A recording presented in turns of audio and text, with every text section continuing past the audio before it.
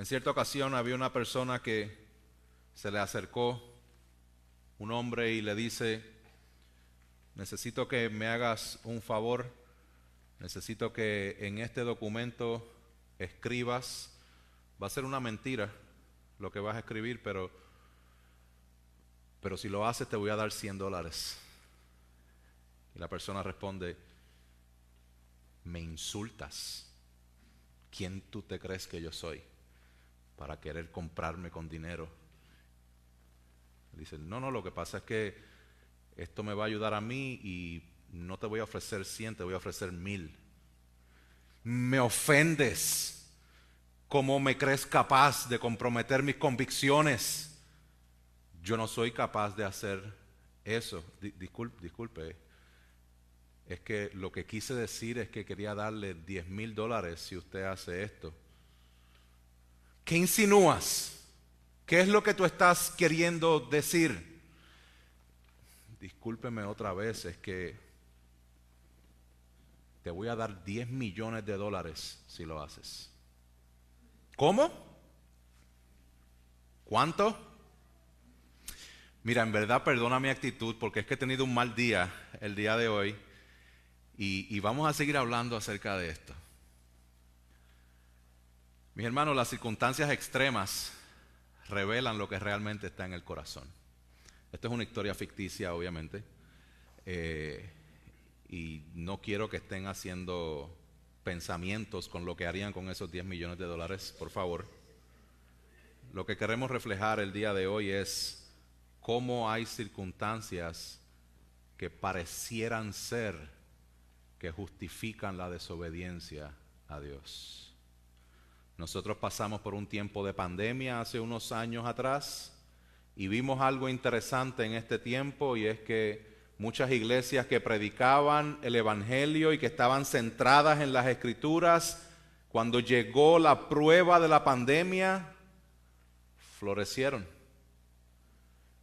Iglesias que no estaban comprometidas con la palabra de Dios o disminuyeron o dejaron de existir. Hermanos, cuando llega la presión a nuestras vidas, el miedo aumenta. Cuando la situación parece imposible, ahí es que realmente sale lo que está en nuestro corazón.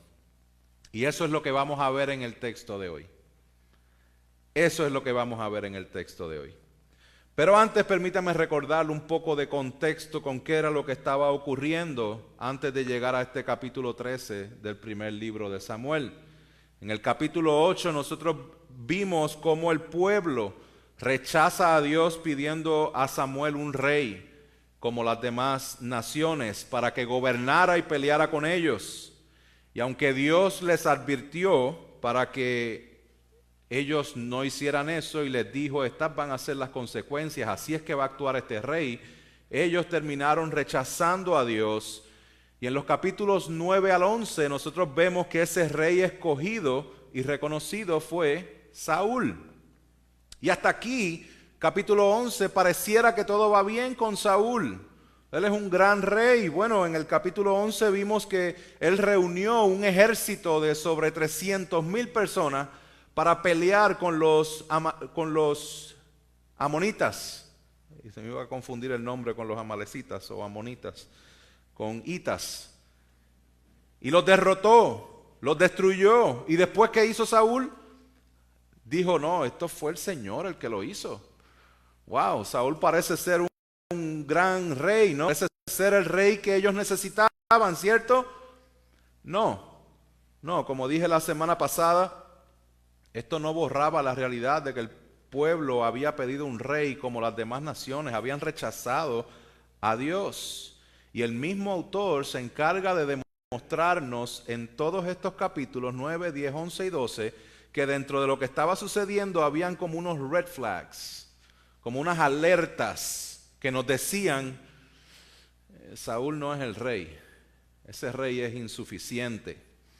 Y en el capítulo de hoy, capítulo 13, hasta el capítulo 15, o sea, capítulo 13, 14 y 15, vamos a ver varias historias que nos van a demostrar y nos van a mostrar el descenso y la caída completamente de Saúl. Entonces, hoy vamos a ver una historia que muestra al pueblo de Israel al borde del colapso, y el corazón del pueblo y del rey van a ser expuestos. Vamos a la palabra, verso 1, capítulo 13. Voy a leer hasta el 4, dice: Saúl tenía 30 años cuando comenzó a reinar y reinó 42 años sobre Israel. Y Saúl escogió para sí 3,000 hombres de Israel, de los cuales 2,000 estaban con Saúl en Micmas y en la región montañosa de Betel, y 1,000 estaban con Jonatán en Geba de Benjamín. Y al resto del pueblo lo despidió cada uno a su tienda. Verso 3, Jonatán hirió la guarnición de los filisteos que estaba en Geba y lo supieron los filisteos. Entonces Saúl tocó la trompeta por toda la tierra diciendo que lo oigan los hebreos. Y todo Israel oyó decir que Saúl había herido la guarnición de los filisteos y también que Israel se había hecho odioso a los filisteos. Entonces el pueblo se reunió con Saúl en Gilgal. Permítame aclarar primeramente el verso 1. A lo mejor usted está leyendo en su Biblia y dice, los números que usted dijo no son los que dice mi Biblia. La versión de la Reina Valera lo dice de una manera diferente, y es que la realidad de estos versos en los manuscritos más antiguos no aparece claro el número. Se cree que lo más correcto tiene que ver con el tiempo que él llevaba reinando y el tiempo que él asumió, cuánta edad tenía cuando asumió el reinado. Verso 2, nosotros vemos que Saúl había escogido 3,000 hombres, 2,000 para él y 1,000 para Jonatán. Ya mismo vamos a saber quién es Jonatán, lo cual es interesante porque en el capítulo 11, ¿se acuerdan cuántas personas habían en el army o en el ejército de Israel? 330,000. 330,000 y ahora tiene 3,000. Esto pudiera ser alguna indicación del descenso o de la popularidad de Saúl. Había ido en bajada. Entonces, lo que vamos a ver ahora es una pequeña batalla que gana Israel. En el verso 3 vemos que Jonatán hiere una guarnición de los filisteos en Geba. Un grupo de soldados del ejército de los filisteos va Jonatán allí y los hiere, los mata, los destruye. ¿Y qué hace Saúl? Dice que agarra el chofar y empieza a comunicarlo por todo Israel: hemos herido a los filisteos. ¿Y cómo lo comunicó de manera específica? Que Saúl ha herido a los filisteos. Lo que Jonatán hace, Saúl se lleva el crédito. Pero esto hace que se despierte el gigante dormido. Los filisteos escuchan lo que pasó y los filisteos van a comenzar ahora a preparar su ejército para atacar de manera definitiva a Israel. Dice que el odio de los filisteos por Israel era evidente. Y vamos a ver lo que va a suceder ahora. Vamos a ver lo que hicieron primeramente los filisteos. Verso 5. Dice, y los filisteos se reunieron para pelear contra Israel. 30,000 carros, entre paréntesis porque hay traducciones que dicen 3,000. 30,000 o 3,000, la idea es que eran un montón, eran muchos. 6,000 hombres de a caballo y gente tan numerosa como la arena a la orilla del mar, y subieron y acamparon en Micmas al oriente de Bet-Aven. Los filisteos, como decimos nosotros, venían con todo. Ellos venían con todo lo que tenían, con toda la caballería, con todos los hombres a caballos en ese tiempo, eran como los tanques el día de hoy. Y dice, con gente tan numerosa como la arena a la orilla del mar. Interesante porque un lenguaje similar es el que Dios utiliza para comunicar una promesa a Abraham con respecto a su pueblo, pero ese lenguaje lo está usando ahora en contra de su pueblo, de cómo se veían los filisteos. La destrucción de Israel es inminente, y así lo entendió el pueblo. Vamos a ver, verso 6 dice, cuando los hombres de Israel vieron que estaban en apuro, pues el pueblo estaba en gran aprieto, El pueblo se escondió en cuevas, en matorrales, en peñascos, en sótanos y en fosos. También algunos de los hebreos pasaron el Jordán a la tierra de Gad y de Galaad, pero Saúl estaba todavía en Gilgal y todo el pueblo le seguía atemorizado. Entonces vimos la respuesta de los filisteos, se prepararon con todo. ¿Cuál fue la respuesta del pueblo? Pánico. Pánico. El pueblo reconoció que estaban en grandes aprietos, que estaban al borde del colapso, que estaban entre la espada y la pared. Y todas las frases que quieran añadirle que describan que ellos estaban en aprietos. Pero quiero que note cómo el autor lo dice en el verso 6. El verso 6 dice: cuando los hombres de Israel vieron que estaban en un apuro, y el autor dice, pues el pueblo estaba en gran aprieto. El pueblo estaba bien en problemas. Ante las circunstancias extremas, este pueblo trató de escapar. La respuesta del pueblo es: vamos a escapar. Y otros permanecieron con Saúl, pero atemorizados, llenos de miedo. Imaginen esta escena. Qué imagen tan incómoda y difícil de procesar. La imagen de un pueblo sin esperanza, sin dirección y controlados por el miedo. ¿Y cuál fue la respuesta de su rey? Versos 8 y 9. Dice: él esperó 7 días, conforme al tiempo que Samuel había señalado. Pero Samuel no llegaba a Gilgal y el pueblo se le dispersaba. Entonces Saúl dijo: tráiganme el holocausto y las ofrendas de paz. Y él ofreció holocausto. Imagínense la tensión. Un ejército numeroso como la arena. Y de momento recibe instrucciones de que espera que yo llegue, le dice el profeta Samuel, y Samuel no llega. ¿Le impacienta a ustedes cuando alguien le dice que va a llegar a una hora y no llega? ¿Qué tal si su vida dependiera de ello? Él está desesperado. No solamente están los filisteos acechando, no solamente Samuel no llega, sino que él está viendo que la gente se le está yendo, están dispersando. Y él dice: tráiganme el holocausto, que lo que no me toca a mí lo voy a hacer yo. Si Samuel no está, yo me voy a poner en su lugar y voy a hacer algo que no me toca hacer. Este rey se atribuyó la victoria de Jonatán. ¿Se acuerdan? Principio del capítulo. Jonatán hirió a los filisteos, pero es Saúl el que dice: yo herí a los filisteos. Y ahora este rey se va a atribuir lo que le toca a Dios, lo que le toca al profeta de Dios. Nosotros vemos en el verso 8 que Samuel le había dado instrucciones, así como le dio instrucciones en el capítulo 10, cuando le presentó unas señales que iban a validar que él era rey, que le había dicho: espera 7 días hasta que yo vaya a ti y te indique lo que has de hacer. En aquel momento lo hizo, pero ahora, cuando la presión estaba ahí, está saliendo lo que realmente está en el corazón de Saúl. Ciertamente la situación era bien compleja y muchos dirían que es razón suficiente para desobedecer. Para el rey Saúl, las circunstancias extremas fueron su licencia para querer tomar el control de la situación en sus propias manos. El rey Saúl acababa de meter la pata, en buen puertorriqueño, español puertorriqueño, o no sé si usted entiende lo que estoy diciendo. ¿Metió la pata? Ok. Él acaba de hundirse solo. En gran manera, Saúl no entendía las implicaciones de lo que él acababa de hacer.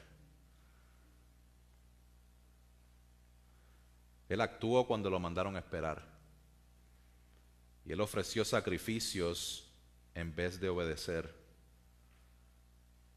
¿Cuán grave es lo que realmente hizo Saúl? Bueno, los versos 10 al 14 nos dicen. Vamos a comenzar con el 10. Dice que tan pronto terminó de ofrecer el holocausto, llegó Samuel y salió Saúl a su encuentro para saludarle. Saúl a su encuentro para saludarle. En otras palabras, Saúl no tiene idea de lo que hizo. Tan pronto como terminó de ofrecer el holocausto, llegó Samuel. Me gusta como la Biblia textual lo dice. La Biblia textual dice, cuando acababa de inmolar el holocausto. Es como que traigan el holocausto y tan pronto él mata ese animal, ahí está Samuel. Ahí ya llegó. Samuel estaba a la vuelta de la esquina. Saúl ha pecado grandemente y no sabe todavía lo que ha hecho. Pero en el verso 11 Samuel le va a hablar y le va a decir, verso 11 dice, ¿qué has hecho? Y Saúl respondió, como vi que el pueblo se me dispersaba, que tú no llegabas dentro de los días señalados y que los filisteos estaban reunidos en Micmas, me dije, ahora los filisteos descenderán contra mí en Gilgal y no he implorado el favor del Señor. Así que me vi forzado y ofrecí el holocausto. Ustedes pueden notar el sarcasmo, pueden notar la irreverencia que tiene Saúl con respecto a las cosas de Dios. Saúl ha cometido un gran pecado de tal manera que cuando él saluda a Samuel, Samuel no lo saluda para atrás. Samuel básicamente grita, ¿qué hiciste? ¿Qué has hecho? ¿Por qué desobedeciste? No hay motivo, no hay circunstancia, por más difícil que sea, que pueda servirte de justificación para desobedecer al Dios supremo, al creador de todas las cosas. Él reina sobre todo el universo y Él tiene el poder para salvar. ¿Cómo desobedecerle a Él? Esa pregunta de Samuel a Saúl, ¿qué has hecho?, retumbó hasta el principio allá en Génesis 3. Donde una pregunta similar es la que le hace Dios a Adán. Adán, ¿dónde estás? ¿Qué has hecho, Adán? Es la misma pregunta que Dios le hace a Caín en el capítulo 4 de Génesis, luego de matar a su hermano Abel. ¿Dónde estás, Caín? ¿Dónde está tu hermano? ¿Qué has hecho? La pregunta de Samuel a Saúl nos conecta inmediatamente con la caída del hombre, con la entrada del pecado a este mundo. Lo que Saúl ha hecho es grave y va a tener consecuencias. Aunque él estaba completamente cegado a esta realidad, Samuel se va a encargar de dejarle saber las implicaciones de su pecado. Y qué interesante, porque volviendo atrás, cuando Dios confronta a Adán y le dice, ¿dónde tú estás? ¿Dónde estás, Adán? ¿Por qué te escondes? ¿Dónde estás? ¿Qué has hecho? ¿Cuál fue la respuesta de Adán? La culpa no es mía, Dios. Fue la mujer que tú me diste. En otras palabras, Dios, la culpa es tuya. ¿Y qué hizo Saúl? ¿Qué has hecho, Saúl? Yo, ¿qué hice yo? No, tú eres el que estabas tarde. Yo te estaba esperando, pero como vi que me están atacando y como vi que la gente se me está yendo, mira cómo la Biblia textual lo dice, me esforcé y ofrecí sacrificio. Mira la magnitud de la ceguera de Saúl, que él piensa que lo que hizo está bien.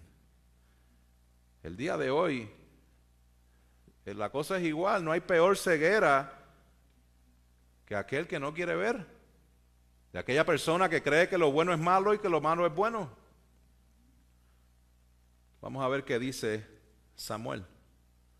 Samuel dice a Saúl, verso 13, voy a leer el 13 y 14, dice, has obrado neciamente, no has guardado el mandamiento que el Señor tu Dios te ordenó, pues ahora el Señor hubiera establecido tu reino sobre Israel para siempre, pero ahora tu reino no perdurará. El Señor ha buscado para sí un hombre conforme a su corazón y el Señor lo ha designado como príncipe sobre su pueblo porque tú no guardaste lo que el Señor te ordenó. ¿Cuáles han sido las dos palabras o las dos frases de Samuel? ¿Qué has hecho? Has obrado neciamente. Para nosotros una persona necia es una persona que rechaza la sabiduría, una persona que ignora la corrección, una persona que actúa sin considerar las consecuencias. Es una persona necia.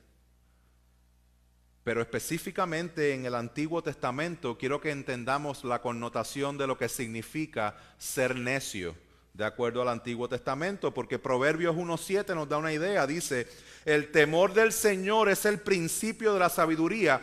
Los necios desprecian la sabiduría en la instrucción. ¿Qué hacen los necios? Desprecian la sabiduría, que la sabiduría viene de Dios. El salmista es más claro y dice, Salmo 14:1, el necio ha dicho en su corazón, no hay Dios. Samuel le está diciendo a Saúl, tú eres un necio porque has obrado como si Dios no existiera. Tú has ignorado completamente la sabiduría de Dios y actuaste queriendo tomar el lugar de Dios. Te atribuiste el crédito de Jonatán al principio y ahora te estás atribuyendo el lugar de Dios. Tú no eres Dios, has obrado neciamente. Qué fuerte, ¿no? Dios había prometido que aún con la maldad del pueblo, el pueblo iba a seguir siendo su pueblo por causa de su gran nombre. En su misericordia Él quería sostener el pueblo de Dios y el pueblo de Dios está escapando y su rey está pretendiendo ser Dios. Pero Dios va a establecer a un rey que es conforme a su propio corazón.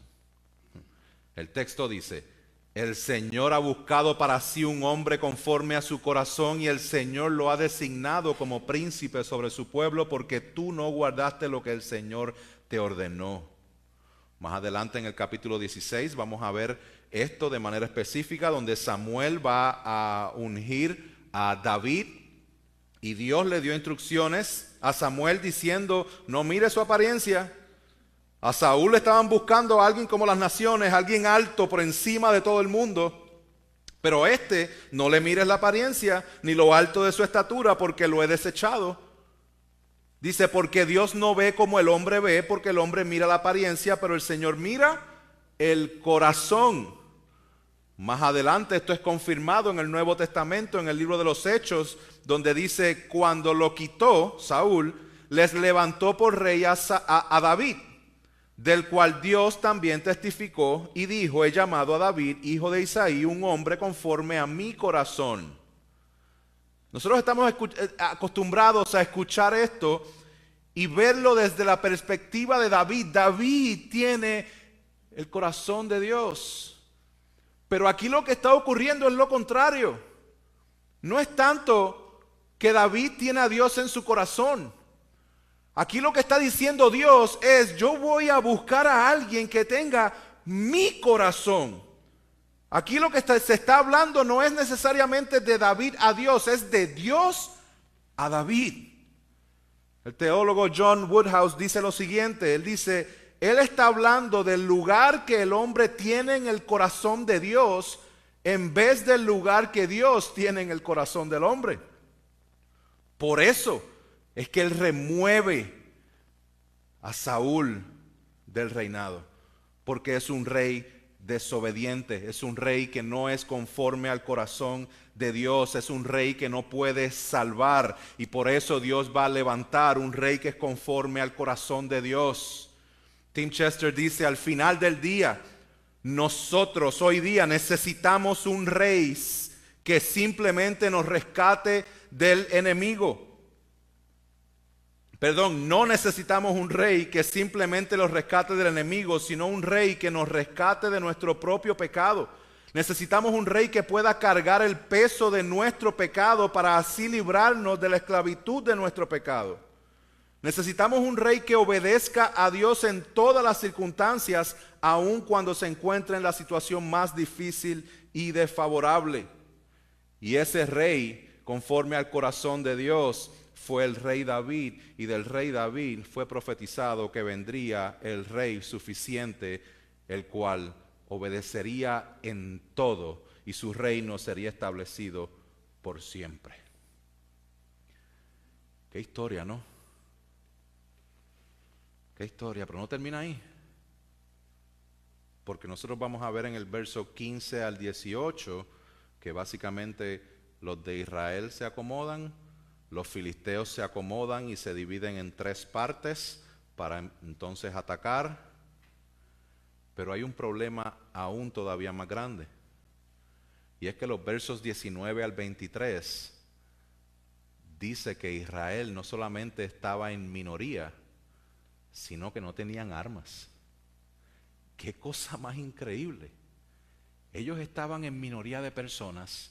Ellos tenían un display, un poder de ejército, un poder de ataque tan impresionante, y literalmente dice el texto que solamente Saúl y Jonatán tenían armas. Habían 2 espadas para eliminar a un ejército que es más numeroso que la arena del mar. Mira cómo lo dice el verso 22. Y sucedió que en el día de la batalla no había espada ni lanza en mano de ninguna de la gente que estaba con Saúl y Jonatán, solo las tenían Saúl y su hijo Jonatán. Y aquí nos da la identidad de Jonatán. Es su hijo, pero un hijo que presenta un gran contraste, porque este hijo, contrario a su padre, vamos a ver cómo él reaccionó, porque él no se escapó como el pueblo. Él no trató de ser Dios, sino que él va a actuar en obediencia, reconociendo que solamente Dios salva. Y eso es lo que vamos a ver en el capítulo 14 del 1 al 23. Voy a estar leyéndolo bien rápido, razón, porque ya lo leímos hace un rato durante el servicio. Pero ¿qué vamos a ver aquí? Que mientras el pueblo trata de escapar y el rey desobedece, Jonatán confía en el poder de Dios para salvar. En resumen, Jonatán es el hijo del rey Saúl y él tiene la brillante idea de atacar a los filisteos. Sí, ese ejército que es más numeroso, que tienen 6,000 hombres de a caballo, que tenían 3,000 carros, que tenían esa fuerza impresionante. Jonatán dice al siervo: ¿qué tal si, mira, yo tengo esta espada? Yo tengo esta espada aquí, ¿qué tal si vamos y atacamos a este ejército con una sola espada?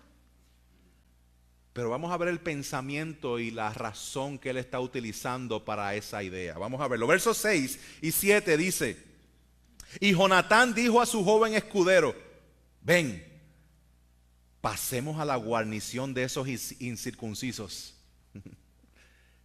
Quizá Jehová actúe por nosotros, porque para Jehová no hay impedimento en salvar con muchos o con pocos.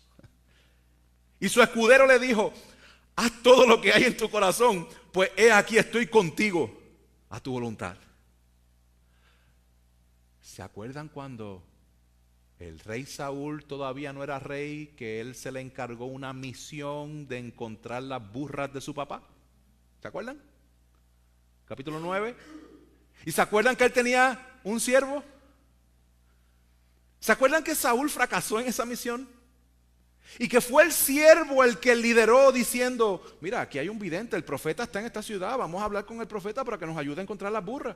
Y Saúl le dijo: pero es que no tenemos nada que darle. Pero el siervo le dijo: pero yo tengo aquí para darle. ¿Se acuerdan de eso? ¿Ven la gran diferencia y contraste que hay aquí? ¿Ven el liderazgo de Jonatán diciendo: ese ejército de miles y miles y miles y miles y miles y miles de personas con extremada fuerza, son unos incircuncisos. Y Dios puede salvar con muchos o con pocos, porque nosotros dos con Dios somos mayoría. Wow, qué manera de ver las cosas. Aquí no está el siervo liderando al líder, aquí está el líder liderando al siervo. Jonatán propone una señal y le dice: este es el plan. Yo me voy a acercar a ellos, y si ellos me dicen, dale, sube para acá, ese es en idioma latino. Si ellos me dicen eso, ahí se chavaron, porque ahí eso significa que Dios los ha entregado en nuestras manos. Ahora, si ellos dicen, esperen ahí, nosotros vamos a donde ustedes, pues entonces significa que nos aguantamos y le damos un break. ¿Y qué sucede? Bueno, lo que sucede está aquí. Vamos a leerlo. Verso 12.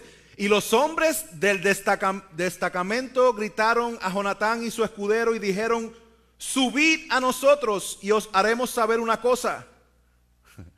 Imagínense a Jonatán. ¿Qué dijo? Que subamos. Dios los ha entregado en nuestras manos, vamos. Y Jonatán dijo a su paje de armas: sube tras mí, porque Jehová los ha entregado en mano de Israel. Así que Jonatán y su escudero suben y derrotan a 20 hombres.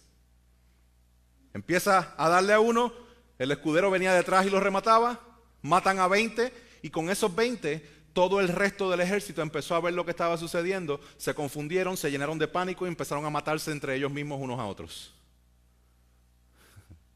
Mientras tanto, Saúl está viendo desde lejos lo que está pasando y está tramando para básicamente dañar todo el plan que Jonatán está haciendo, pero eso lo vamos a hablar la semana que viene. Lo que sí vamos a ver ahora es al final lo que sucede. Dice el verso 23, 22 y 23: asimismo todos los israelitas que se habían escondido en la serranía de Efraín oyeron que los filisteos huían, y también ellos se unieron para perseguirlos en la batalla. ¿Qué está sucediendo? Que los que se habían ido ahora están regresando. Para terminar, aquí está pasando lo que literalmente dijo Ana que iba a pasar, que quebrados son los arcos de los fuertes, pero los débiles se ciñen de poder, en el capítulo 2, verso 4. Y termina esta historia diciendo, verso 23, así Jehová salvó en aquel día a Israel. ¿Quién salvó a quién? Dios salvó a su pueblo. ¿Con cuántos? Con Jonatán, un siervo y una espada. Jonatán había reconocido que Dios es el que salva, y su confianza está plenamente en el poder de Dios. Él sabe que él y su siervo con Dios son mayoría ante un ejército que es más numeroso que la arena del mar. Y esta acción de Jonatán nos presenta un retrato en contraste con su padre Saúl, pero en conexión con la idea principal de este pasaje. Mis hermanos, toda esta historia que les estoy contando es para que entendamos esta idea principal de que sin importar las circunstancias, obedecer a Dios siempre es la mejor opción, porque Él es el que salva. Lo repito nuevamente, sin importar las circunstancias, aunque un ejército que sea numeroso, infinito de grande, esté contra ti, ante las circunstancias más adversas de presión, aún así obedecer a Dios es la mejor opción que tienes, porque solamente Él salva. Mis hermanos, en medio de las pruebas, obedece su palabra. En medio de circunstancias extremas, obedece su palabra cuando aún las cosas no hagan sentido. Obedece la palabra. Cuando sientas la presión de desviarte, obedece la palabra, porque las circunstancias no dictaminan la fidelidad de Dios ni su poder. ¿Se acuerdan de ese rey prometido que fue prometido a David? Ese rey prometido sabemos que es nuestro Señor Jesucristo. Y por eso es que el apóstol Pablo nos habla de Él Cuando Él enfrentó circunstancias adversas, ¿qué hizo nuestro Señor? ¿Abandonó? No, no abandonó. Dice Pablo a los filipenses: haya pues en ustedes esa actitud que hubo también en Cristo Jesús, el cual existía en forma de Dios, no consideró el ser igual a Dios como algo que aferrarse, sino que se despojó a sí mismo, tomando forma de siervo, haciéndose semejante a los hombres, y hallándose en forma de hombre, se humilló él mismo, haciéndose obediente hasta la muerte, y muerte de cruz. Ese es el Rey perfecto. Ese es el Rey suficiente.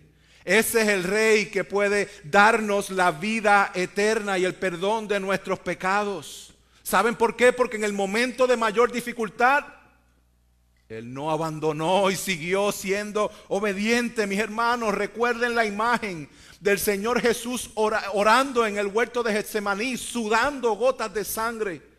Y allí Él decía, al Padre le decía: mi alma está muy afligida hasta el punto de la muerte. Y Él decía: Padre, si es posible que pase de mí esta copa, pero que no sea como yo quiero, sino como tú quieras. Padre, si esta copa no puede pasar sin que yo la beba, hágase tu voluntad. Hágase tu voluntad. Mis hermanos, esto es completamente hipotético, pero ustedes se imaginan si Jesús hubiese dicho: esto es muy difícil. Él se iba a enfrentar a la ira de Dios que merecíamos tú y yo. Solamente una persona en la historia de la humanidad no es merecedor de la ira de Dios, y ese es Jesús, el único que fue capaz de presentarse a recibir ese castigo que nos tocaba a nosotros, para que por medio de su victoria sobre la muerte y el pecado, tú y yo, por medio de la fe en Él y el arrepentimiento de nuestros pecados, podamos tener vida eterna. Nosotros podemos obedecer hasta el final, porque Cristo obedeció hasta el final y nos ha prometido de su Espíritu Santo para sostenernos y que seamos obedientes hasta el final. Mis hermanos, Cristo es el Cordero que fue inmolado. Él es el Rey perfecto que tiene toda la autoridad y que en momentos de mayor dificultad Él permaneció fiel y obediente al Padre. Y debido a que Él tiene toda la autoridad para salvar, en los momentos más difíciles de nuestras vidas, la mejor opción que nosotros tenemos es obedecerle. Hermanos, obedezcamos al Señor. Aquellos que no están seguros dónde están espiritualmente, si son salvos o si no son salvos, déjame decirte, Cristo pagó el precio del pecado y de la muerte que te tocaba a ti para que tú creas en Él y tengas vida eterna. Cree en Él hoy. Dale la espalda a tu pecado hoy y confía que Él es ese Rey perfecto que obedeció totalmente cada punto de la ley, cada área de lo que es los mandatos del Señor. Vamos a aplicar este texto, mis hermanos. Y comienzo con una pregunta que quiero hacerles. Cuando las cosas se ponen difíciles en tu vida, ¿qué es lo que está manifestando tu corazón? Cuando la piña se pone agria, cuando las cosas se ponen bien difíciles, ¿qué es lo que manifiesta tu corazón? Y te recuerdo a que sin importar las circunstancias, obedezcas a Dios siempre, porque Él es el que salva. En primer lugar, el pueblo que hizo, trató de escapar. La pregunta que yo te hago es: ¿cuáles son tus tendencias a escapar? ¿Cómo nosotros escapamos? Vimos al pueblo que lo hizo, y nosotros, cuando tenemos problemas grandes y difíciles, ¿en dónde nos refugiamos? Nos refugiamos en su palabra, en sus promesas, en la oración, nos refugiamos en la iglesia, nos refugiamos con los hermanos, o nos escondemos al igual que el pueblo en las cuevas, en los matorrales, en los peñascos, en los sótanos y en los fosos. O mejor dicho, en momentos difíciles, ¿me acerco al Señor o me alejo de Él? ¿Me acerco de su palabra o me alejo de su palabra? ¿Los problemas difíciles te están alejando de Dios o te están acercando al único que te puede dar consuelo? Mis hermanos, quiero dar una recomendación, y es que cuando nosotros caminamos juntos como iglesia, nosotros estamos llamados a llevar las cargas los unos con los otros. ¿Y saben qué es lo que pasa? Que muchas veces somos capaces de compartir nuestras luchas, nuestro problema. Mi problema es este. Este es el ejército de los filisteos que está ahí atacándome y pendiente para destrozarme. Aquí está mi situación imposible. Y muchas veces somos ok en compartir eso, pero no somos tan buenos en compartir cuáles son los pensamientos que eso está produciendo en nosotros. Tengo este problema, pero el problema que está generando en mi corazón, este problema está haciendo que yo no quiera leer la Biblia. Este problema está haciendo que yo quiera aislarme, así como hizo Adán y Eva, que se escondieron cuando pecaron. Este problema está haciendo de que yo dude de la misericordia de Dios. Este problema me está distrayendo en mi hogar y no estoy pudiendo servir y amar a mi esposa como Dios quiere. Este problema me está distrayendo. Esas cosas muchas veces no las compartimos. Mas Dios nos llama a compartirlas.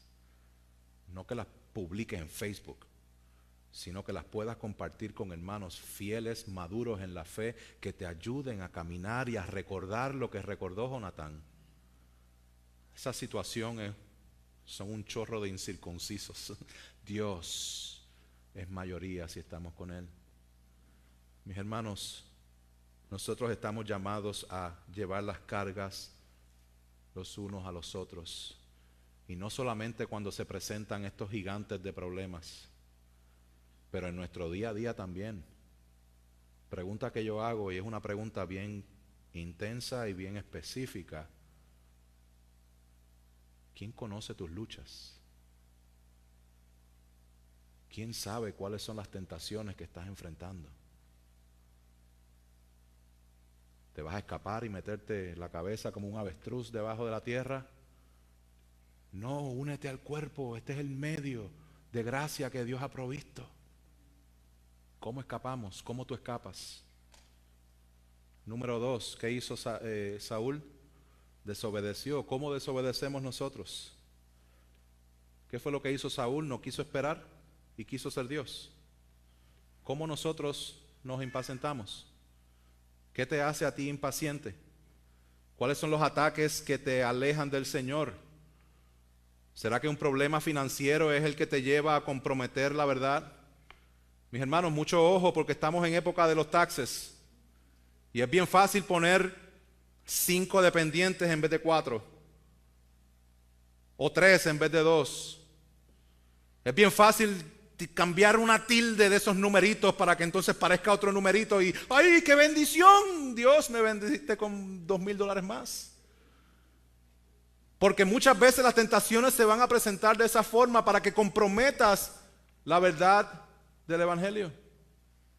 Y ahí retumba la clase de la escuela dominical: oh, Gálatas insensatos, no comprometan el Evangelio. Pasa a los solteros. Aquí hay hermanos que están solteros o solteras. Cuando estamos esperando a esa persona y esa persona no aparece, y comprometemos el estándar de Dios. Él es un varón incircunciso, pero no es tan incircunciso. O yo me lo voy a ganar para Cristo. Comprometemos la verdad, comprometemos, porque eso nos está revelando lo que está en el corazón. Mucho cuidado. Mucho cuidado, porque la desobediencia en nosotros se ve así. Kids, where are the kids? I'm talking to you right now. Can you pay attention? Your parents are sinful people saved by grace. So we make mistakes. Are you going to keep honoring them when they do a mistake?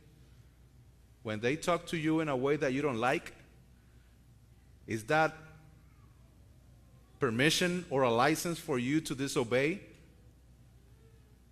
Or are you called to be obedient and honoring your parents no matter what? obey. Mis hermanos, si el presidente no nos gusta o si el gobierno es corrupto, eso no es licencia para nosotros para desobedecer las leyes. Mis hermanos, si el matrimonio que tienes, la esposa o el esposo no te hace feliz, eso no es excusa para desobedecer la palabra y estar considerando a otra persona. Padres, cuando tus hijos te ponen en una situación de desobediencia, ¿a quién vas a obedecer? ¿Vas a complacer a tus hijos o vas a seguir la palabra del Señor? Mis hermanos, hay montones de formas en que podemos ver cómo nosotros desobedecemos. Montones. Pero sí te exhorto y te confronto en el amor del Señor a que identifiques cuáles son tus tendencias.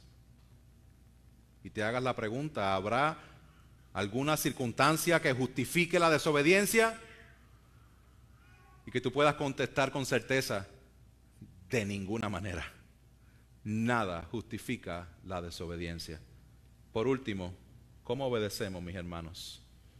¿Cómo obedecemos? Simplemente voy a leer el texto 14:6, Samuel 14:6, dice, porque para Jehová no hay impedimento en salvar con muchos o con pocos. ¿Cómo obedecemos? Confiando en que con Dios y lo que Él ha provisto y los medios de gracia que Él ha dado, es como único nosotros vamos a permanecer fieles al Señor.